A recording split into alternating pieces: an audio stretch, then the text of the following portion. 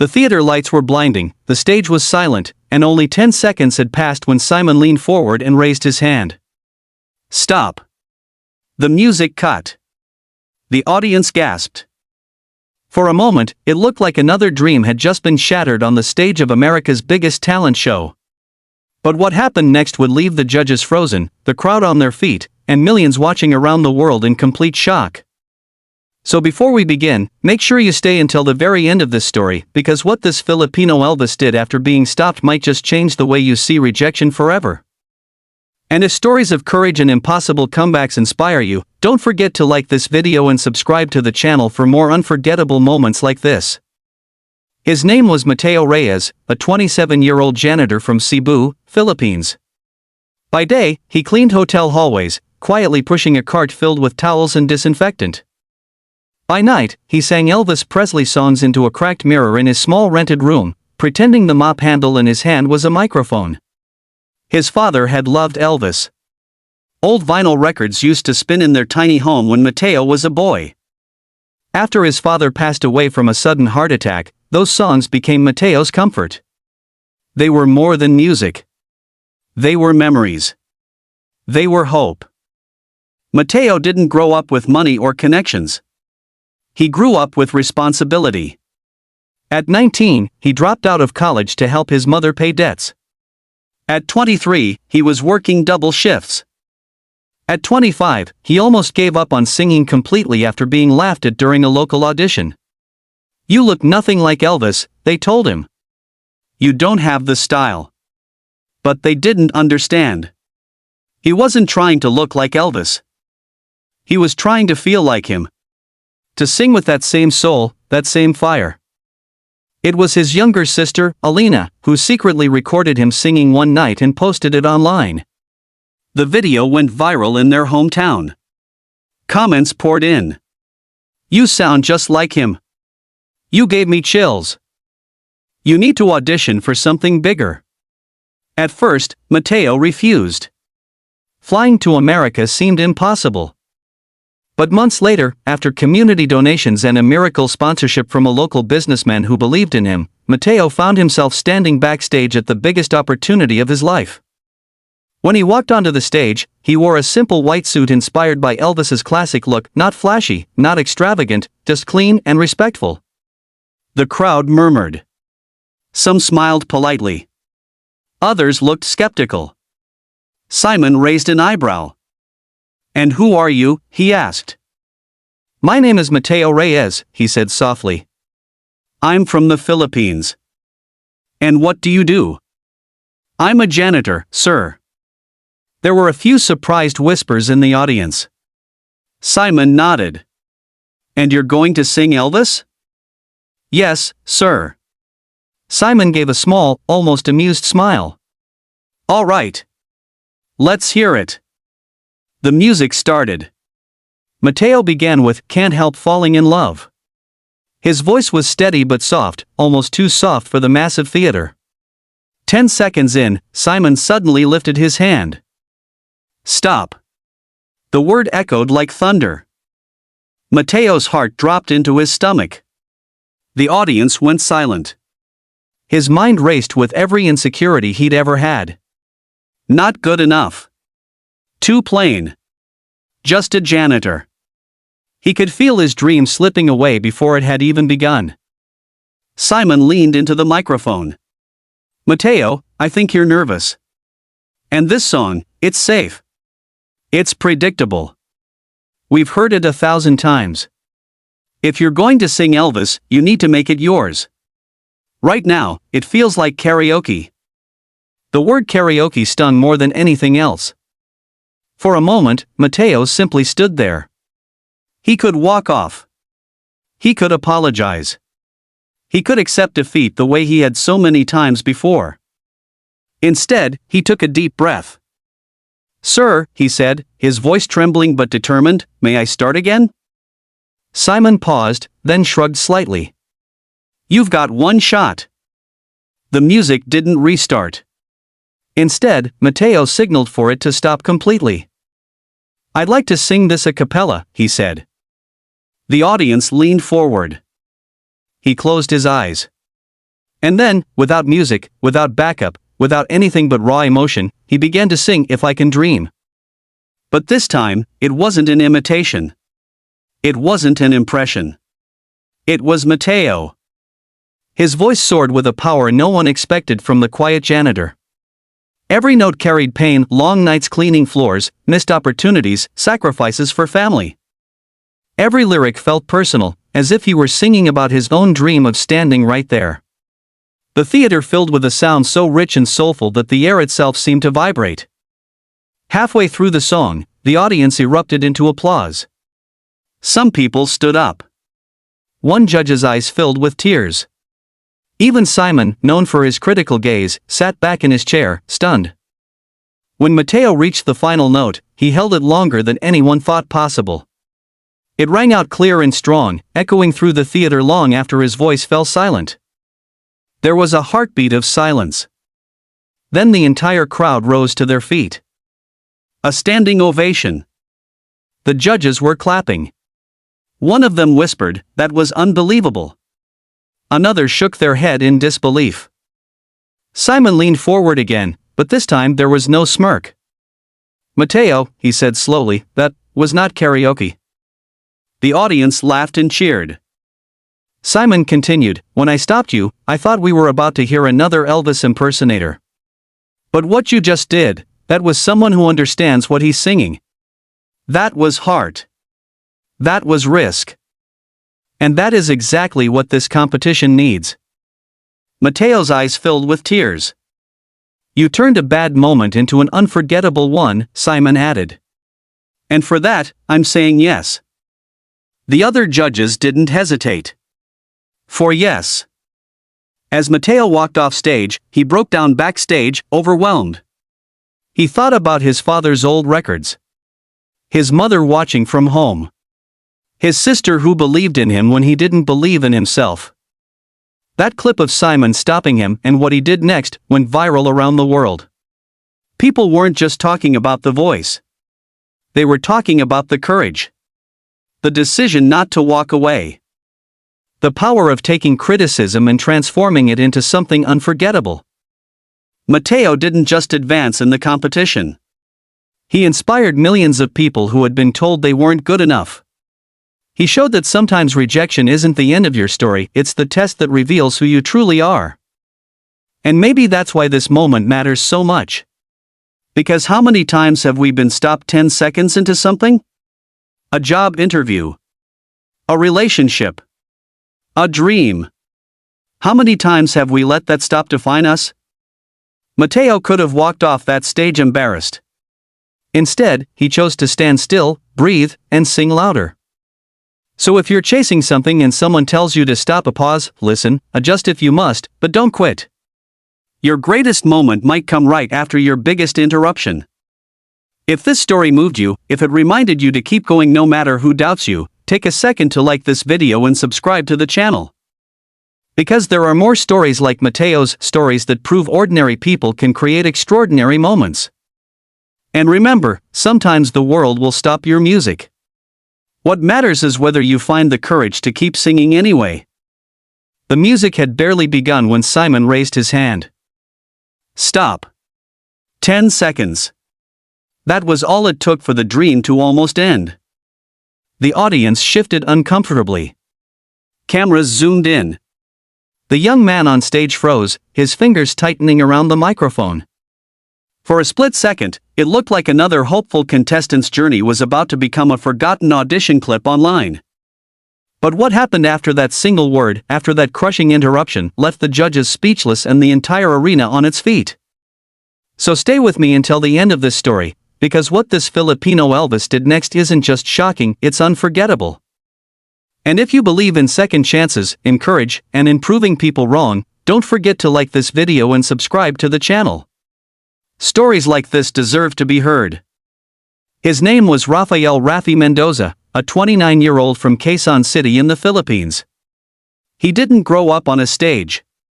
He grew up in a cramped apartment above a repair shop where his mother worked endless hours fixing torn clothes. His father had once been a lounge singer on cruise ships, performing Elvis Presley songs for tourists. But when Rafi was 12, his father lost his job and never fully recovered from the disappointment. Music, once a source of joy, became a painful reminder of failure in their household. Still, Raffi loved it. At night, when the city quieted down, he would sit by the window with an old second-hand guitar and sing softly Elvis songs, always Elvis. Not because he wanted to copy him, but because it reminded him of the man his father used to be before life hardened him. "You've got his tone," his mother would whisper sometimes, listening from the kitchen. But encouragement didn't pay bills. Raffi dropped out of college to work construction. His hands became rough. His shoulders ached daily. Yet every weekend, he performed at small local bars where people barely listened over the sound of clinking glasses. Some laughed at his vintage style. "Elvis is old news," they would say. "Do something modern?" Then one night, his father, who rarely spoke about music anymore, said quietly, "If you're going to sing Elvis, don't sing like him. Sing like you." That sentence changed everything. Months later, after saving for nearly 2 years and with help from friends who believed in him, Raffi flew across the world to audition. It felt impossible. Standing backstage, hearing the roar of the crowd, he almost turned around. Who was he kidding? He was just a construction worker with a dream too big for his pocket. When he walked onto the stage, he wore a fitted black leather jacket, dark jeans, and slicked back hair, a subtle tribute to Elvis, but modern. The audience clapped politely. Simon studied him. "Name? Rafael Mendoza, sir. But people call me Raffi." "And where are you from?" "The Philippines." "And what do you do?" "I work construction." Simon raised his eyebrows slightly. "And today you're singing Elvis?" "Yes, sir." Simon gave a half smile. "That's a brave choice." The music started, jailhouse rock. Bold. Upbeat. Confident. But nerves crept in. His first line came out shaky. The second line wavered. 10 seconds in. Stop. The words sliced through the theater. Raffi's stomach dropped. He heard a few groans from the audience. His worst fear was unfolding in real time. Simon leaned forward. "Raffi, I'm going to be honest. This feels like a tribute act at a holiday camp. It's safe. It's rehearsed. I don't feel you." The words hit harder than any physical blow. For a moment, Raffi stared at the floor. Back home, his father was watching. His mother had borrowed money just to stream the show live. Was this how it ended? Simon added, "If you're going to do Elvis, you have to surprise us." "Right now, I'm not surprised." The theater went silent. Raffi swallowed hard. Then he did something unexpected. He stepped forward and said, "Sir, may I try something different? No track. No band." Simon looked intrigued. "Go on." Raffi removed his jacket slowly and placed it on the stage floor. Not dramatically, just deliberately. He loosened his shoulders, closed his eyes, and took a deep breath. When he began again, it wasn't jailhouse rock. It was Suspicious Minds. But slowed down. Stripped raw. Almost like a confession. His voice was no longer trying to imitate. It was trembling with emotion.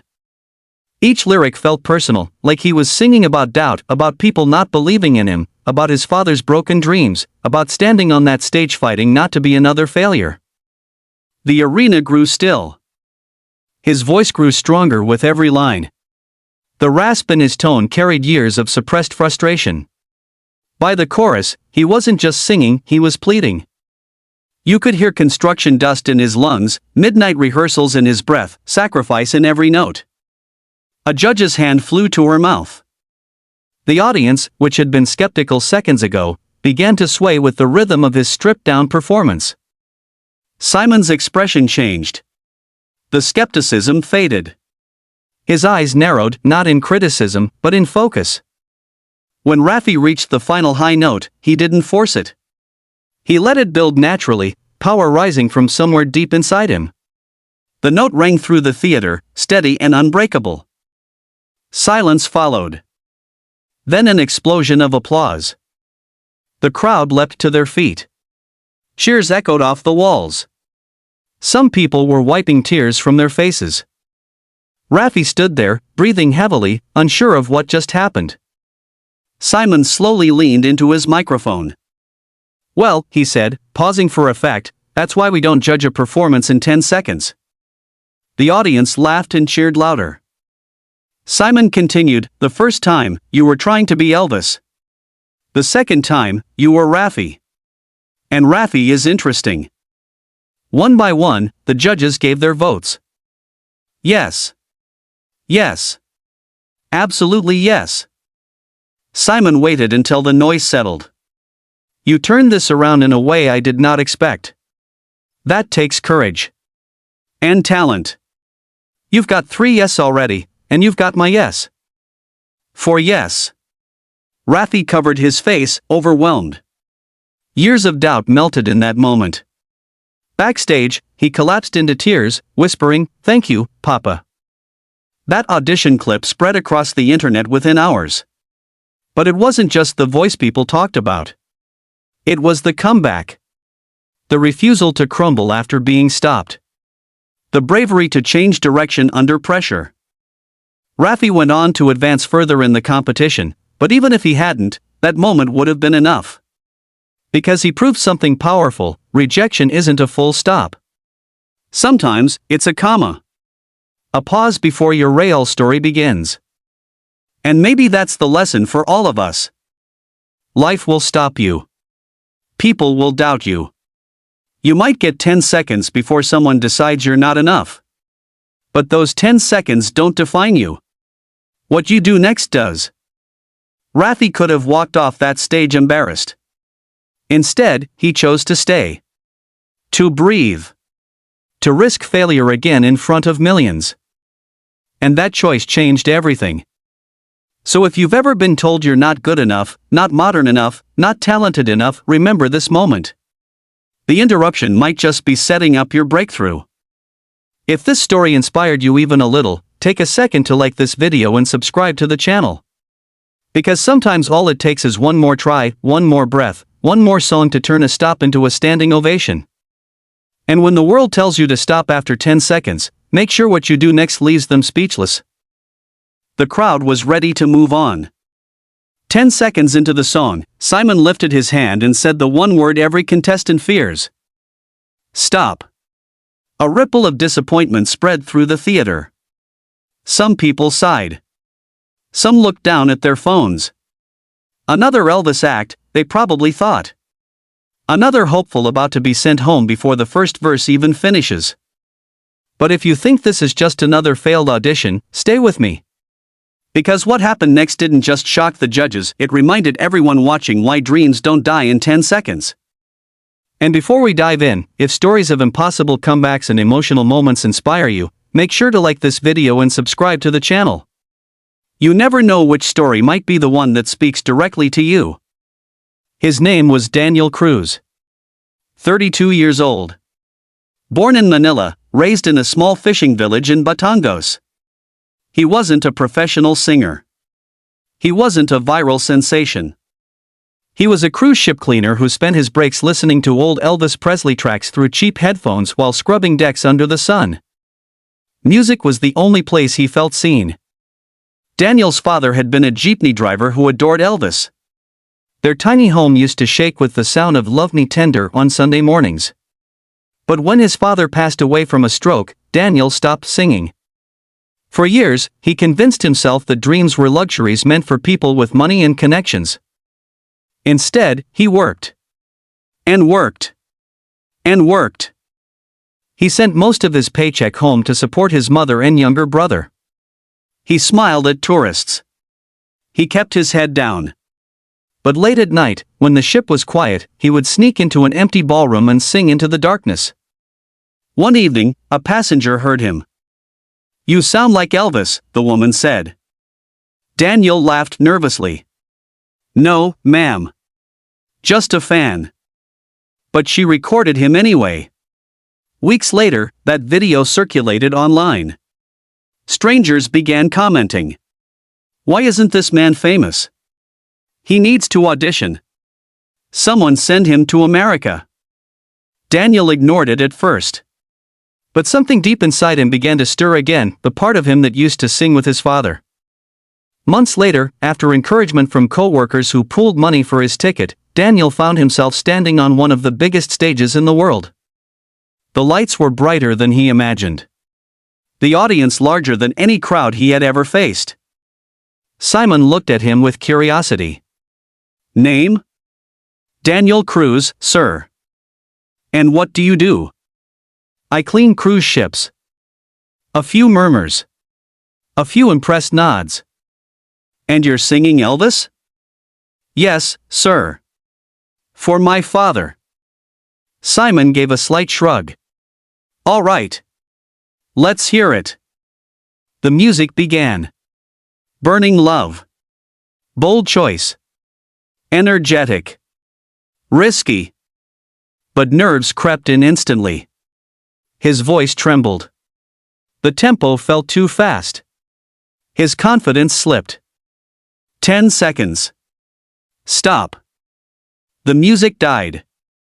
Daniel's heart pounded so loudly he thought the microphone might pick it up. He felt the heat rise to his face. Not again, he thought. Not another dream ending before it starts. Simon leaned forward. Daniel, I'm going to be honest. That felt like a wedding performance. It didn't feel special. The words were sharp, but not cruel. Just real. The audience waited. Daniel could have apologized. Could have walked off. Could have blamed nerves. Instead, he did something no one expected. He gently set the microphone stand aside. Sir, he said, voice shaking but clear, my father used to sing one song every Sunday. May I sing that instead? Without music? Simon paused, slightly surprised. Go on. The room grew still. Daniel closed his eyes. And then he began Love Me Tender. No band. No backing track. Just his voice. But this time, it wasn't shaky. It was fragile. Soft at first. Almost like he was singing to someone sitting right in front of him. Each word carried memory. Each note carried grief. You could hear the ache of loss, the longing for one more Sunday morning, one more shared song. The audience leaned forward. Halfway through, his voice cracked, not from nerves, but from emotion. He didn't stop. He let the crack stay. He let it be real. And somehow, that made it even more powerful. The silence in the theater became sacred. No coughs. No whispers. Just thousands of people holding their breath. By the final chorus, his voice grew stronger. Not louder, stronger. Like he wasn't just singing to his father anymore, but for him. When the last note faded, Daniel opened his eyes. The entire audience was standing. Not cheering wildly at first. Just standing. Respectfully. Emotionally. Then the applause came. And it was thunderous. One judge wiped tears from her face. Another simply shook his head in disbelief. Simon leaned forward slowly. Well, he said, choosing his words carefully, that is how you honor a song. The audience erupted again. Simon continued, the first performance felt like you were trying to impress us. The second felt like you were sharing something personal. And that's what moves people. Daniel's hands trembled. You turned this around beautifully, Simon said. And more importantly, you were brave enough to change course in front of millions. That takes guts. The votes came in. Yes. Yes. Yes. Simon paused, then smiled slightly. It's a yes from me. For yes. Daniel covered his mouth in disbelief. Tears streamed down his face as he whispered, Thank you, Papa.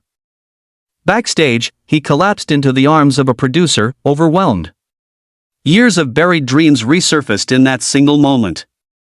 The clip of Simon stopping him went viral. But it wasn't the interruption people shared. It was what came after.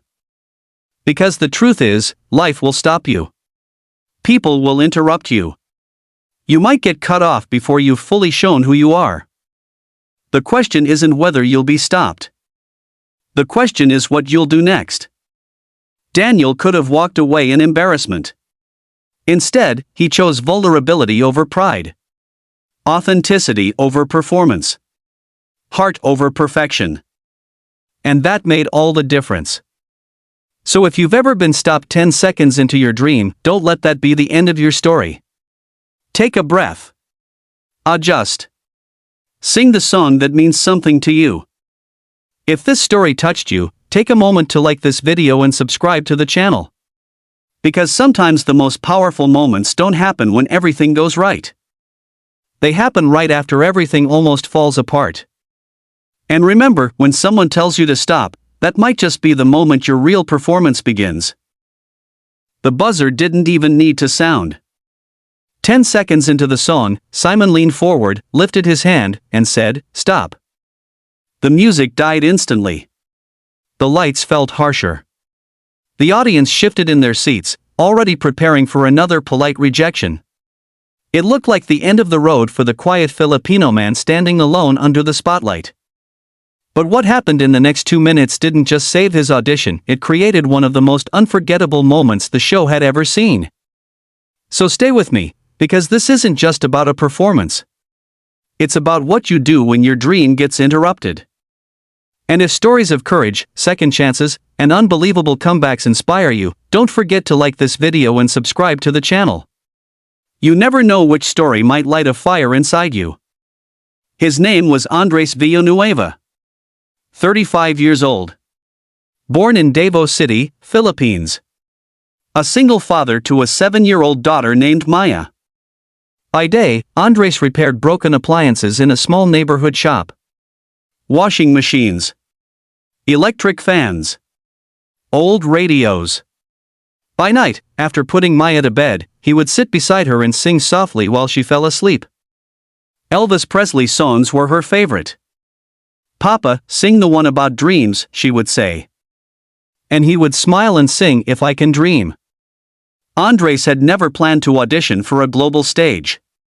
Life had different plans for him. When his wife passed away from illness 3 years earlier, everything changed. Music stopped being a hobby. It became survival. Singing was the only way he could keep himself from breaking down in front of his daughter.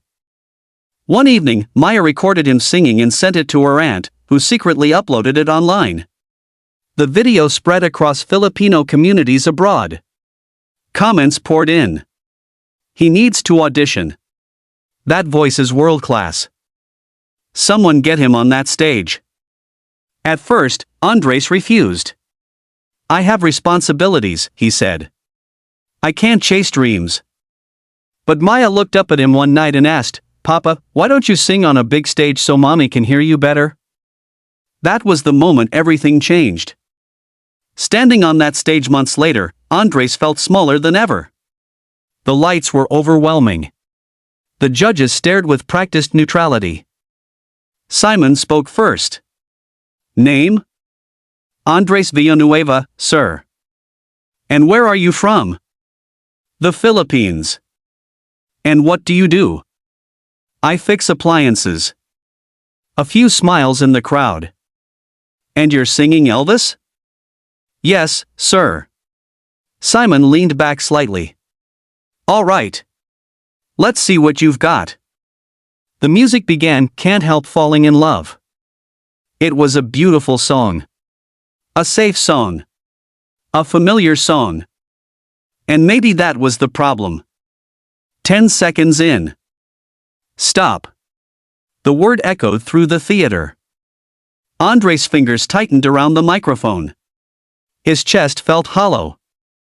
Simon sighed lightly. "Andres, you have a nice voice. But this feels very ordinary. We've heard this song so many times. I need to feel something different. Ordinary. That word hurt more than a no.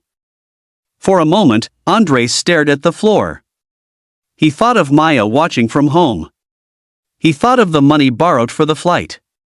He thought of his late wife, who used to tell him he sang like he meant every word. He took a slow breath. "Sir," he said quietly, "may I tell you why I chose this song?" Simon nodded, slightly curious. "Go ahead."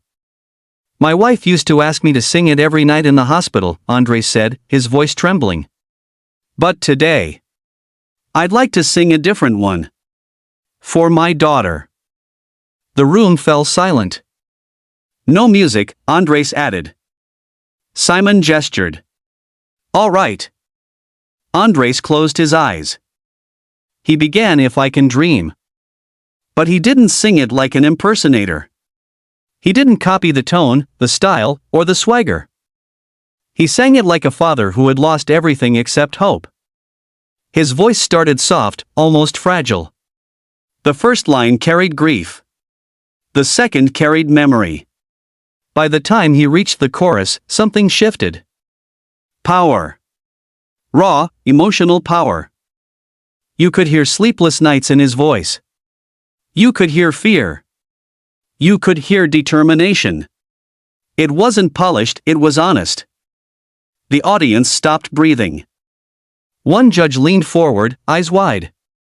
Another pressed a hand to her chest. When Andres sang the line about a brighter day, his voice cracked, but he didn't pull back. He pushed through it. And that crack became the most beautiful sound in the room.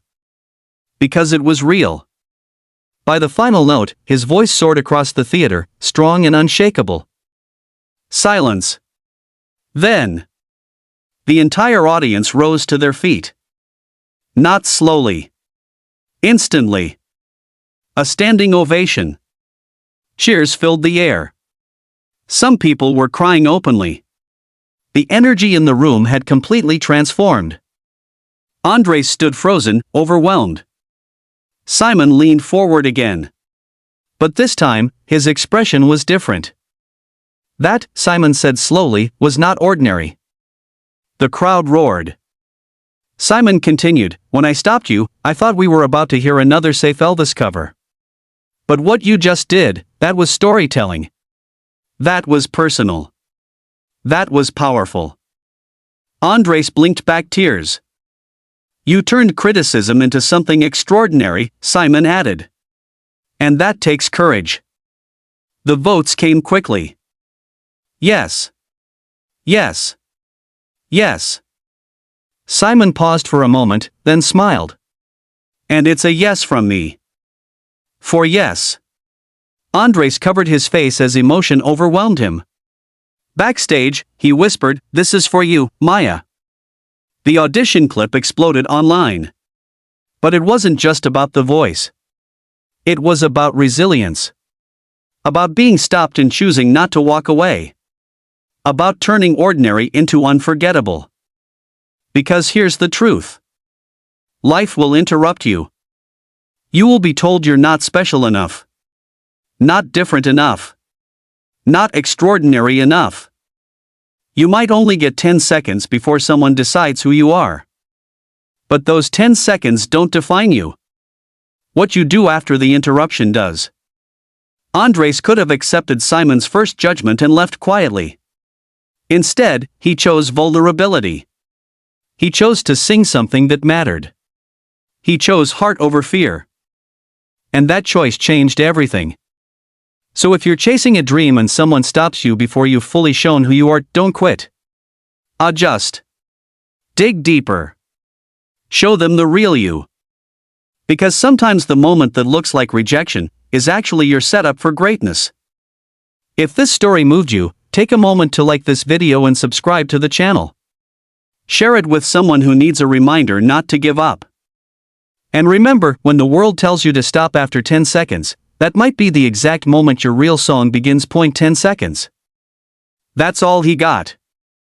The lights were blazing, the crowd was silent, and the first verse had barely left his lips when Simon lifted his hand and said the word every contestant fears. Stop.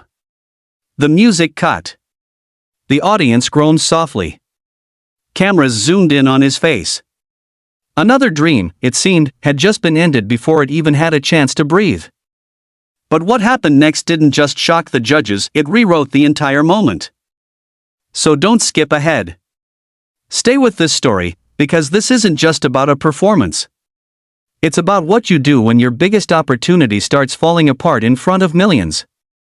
And if stories like this inspire you, stories about resilience, courage, and impossible comebacks, make sure to like this video and subscribe to the channel. You never know which story might be the one that changes your mindset forever. His name was Marco Salazar. 28 years old. From a small coastal town in Iloilo, Philippines. He wasn't famous. He wasn't trained in some elite music academy. He was a call center agent who worked night shifts answering complaints from strangers across the world. While most people slept, Marco sat under fluorescent office lights apologizing for things that weren't even his fault. But during his breaks, he sang. Not for attention. Not for money. Just to feel alive. His late grandfather had introduced him to Elvis Presley when he was a child. They used to sit outside their wooden house while the radio played old classics. His grandfather would close his eyes and say, "Listen to that voice, Marco. He sings like he means every word." When his grandfather passed away, Marco inherited the old radio, scratched, dusty, barely functioning. But it still worked. And every Sunday, Marco played Elvis songs and sang along, just like they used to. It was never about imitation. It was about memory. One night, a coworker secretly recorded him singing in the office pantry. The video spread online. Comments flooded in from Filipinos around the world. Why is he working in a call center? He belongs on a big stage. Send him to audition. At first, Marco laughed it off. But something inside him, something he had buried under bills and responsibilities, started whispering, "What if?" Months later, after saving every extra peso and borrowing money from relatives, Marco found himself standing on one of the biggest stages in the world. The judges looked intrigued but cautious. Simon spoke first. Name? Marco Salazar, sir. And what do you do? I work in a call center. And today you're singing Elvis? Yes, sir. Simon gave a slight smile. We've had a few of those. The audience chuckled lightly. The music started, hound dog. Bold. Confident. Upbeat. Marco tried to command the stage. He tried to move like Elvis. Tried to bring swagger. But nerves crept in instantly. His timing was slightly off. His movements felt rehearsed instead of natural. 10 seconds. Simon raised his hand. Stop. The silence hit harder than any buzzer. Marco felt heat rush to his face. His heart pounded in his ears. Simon leaned forward. Marco, I think you're trying too hard to be Elvis. It feels like an act. I'm not seeing you. The words stung. Trying too hard. Not seeing you. For a moment, Marco's mind went blank. He imagined the headlines.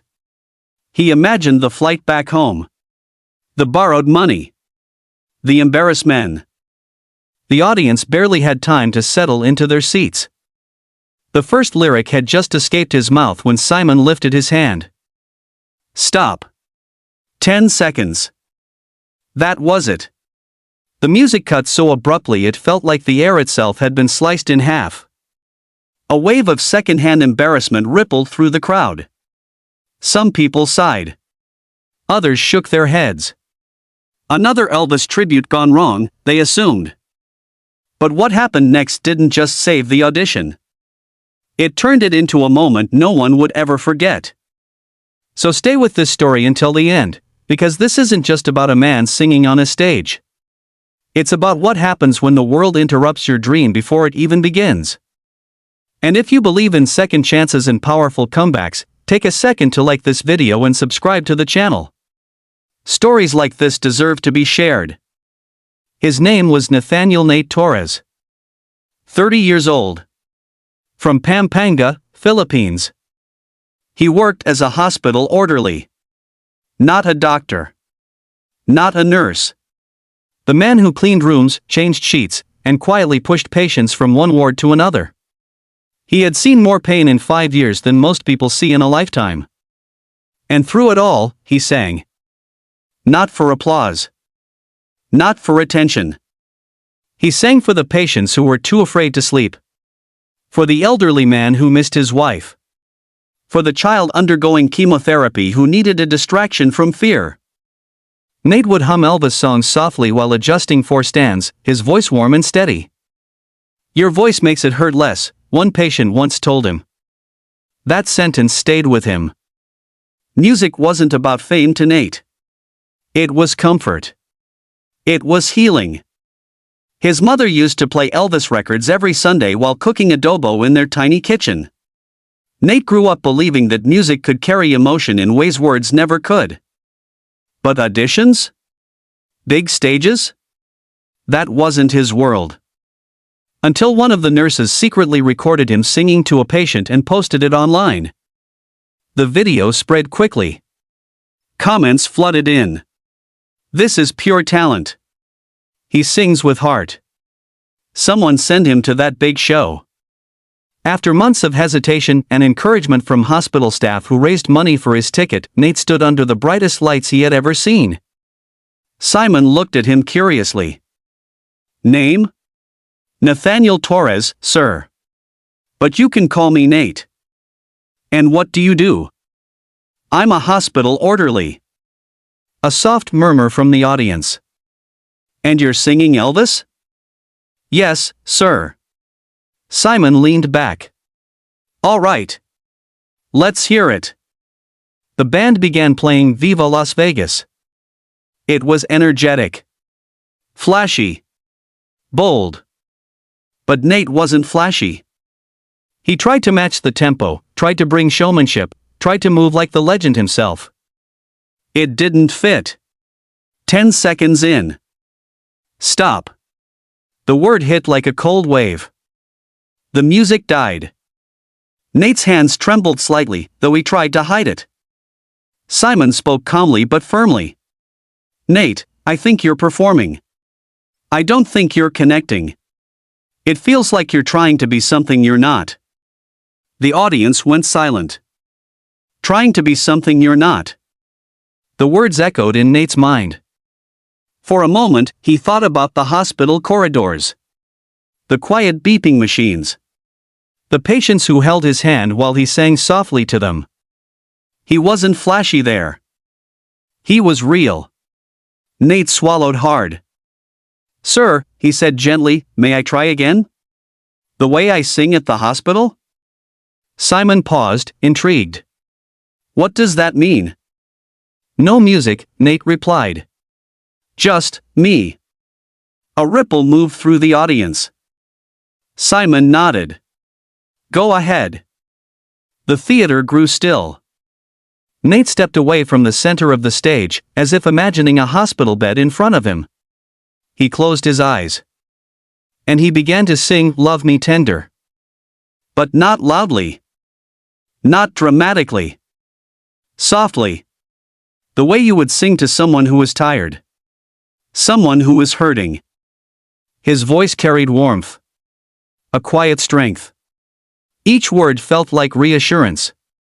Like a hand gently placed over yours. The massive arena transformed into something intimate. By the second verse, the crowd wasn't just listening. They were feeling.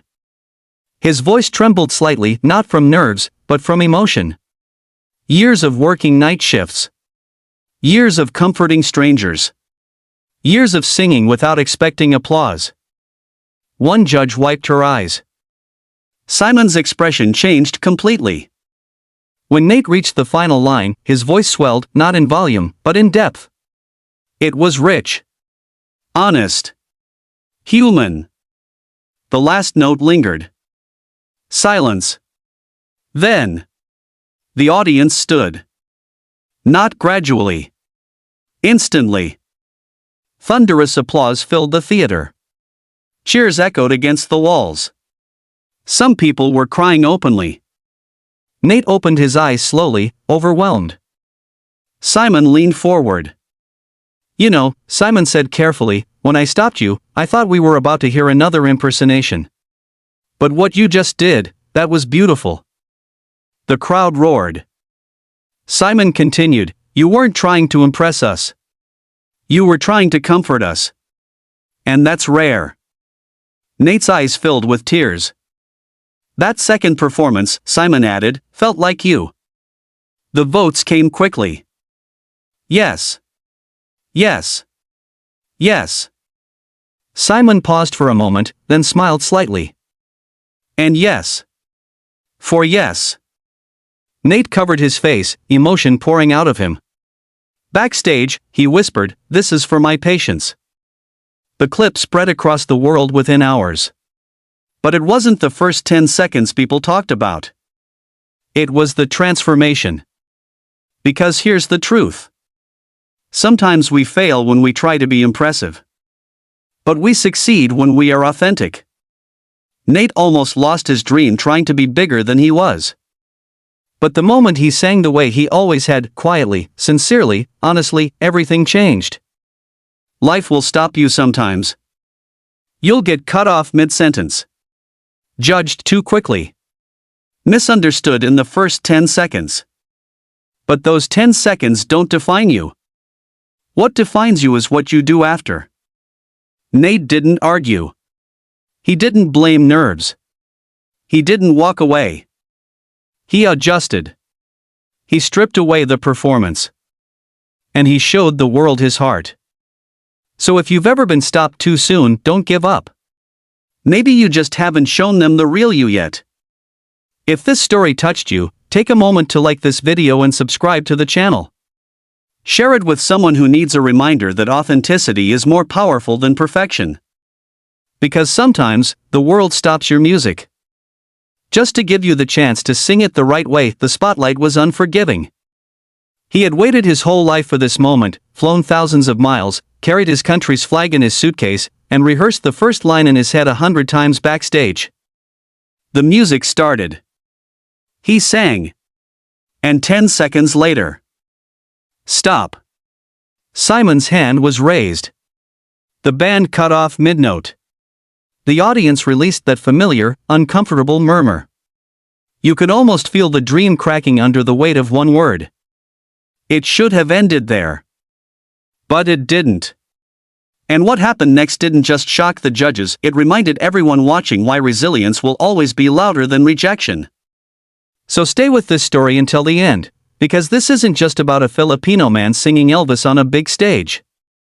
It's about what you do when your moment gets interrupted. And if stories like this move you, if you believe in second chances and powerful comebacks, make sure to like this video and subscribe to the channel. You never know who needs to hear this today. His name was Gabriel Navarro. 26 years old. From a small barangay in Laguna, Philippines. He wasn't a professional performer. He was a tricycle driver. Every morning before sunrise, Gab would start his engine and drive passengers through narrow streets, students, vendors, workers rushing to jobs they couldn't afford to lose. The days were long. The pay was small. But he never complained. Because inside that noisy tricycle, between traffic lights and dusty roads, he sang. Elvis Presley was his father's hero. Gab grew up watching old VHS tapes of performances, studying the way Elvis stood, the way he held a microphone, the way he commanded silence. But Gab didn't fall in love with the fame. He fell in love with the emotion. When his father passed away after a long illness, their house became unbearably quiet. The only thing that filled that silence was music. Gab would sit beside the old electric fan, play an Elvis song from his phone, and sing not to impress anyone, but to remember. Years later, one of his regular passengers recorded him singing while waiting in traffic. The video spread online overnight. Millions of views. Comments from strangers across the globe. Why is he driving a tricycle? He belongs on a world stage. That voice is too big for small streets. Gab laughed when he first saw it. But deep down, something shifted. Maybe the streets weren't the only place he was meant to sing. With community support and donations from people who believed in him, Gab flew overseas for his audition. He carried only a small suitcase and his father's old ring in his pocket. Standing under those giant lights, he felt smaller than ever. Simon looked at him carefully. Name? Gabriel Navarro, sir. You can call me Gab. And where are you from? The Philippines. And what do you do? I drive a tricycle. A few impressed murmurs. And you're singing Elvis? Yes, sir. Simon gave a slight smile. We've seen a few Elvis acts. Let's see what makes you different. The music started jailhouse rock. It was energetic. Bold. Classic. Gab tried to bring confidence. He moved across the stage, tried to channel that iconic swagger. But something felt forced. 10 seconds. Simon lifted his hand. Stop. The music died. Gab's chest tightened. He felt heat rising behind his eyes. Not here. Not now. Simon leaned forward. Gab, I think you're hiding behind the act. This feels like a performance we've seen before. I don't know who you are yet. The words hung heavy in the air. I don't know who you are. For a moment, Gab stared at the stage floor. He thought about the dusty roads back home. About his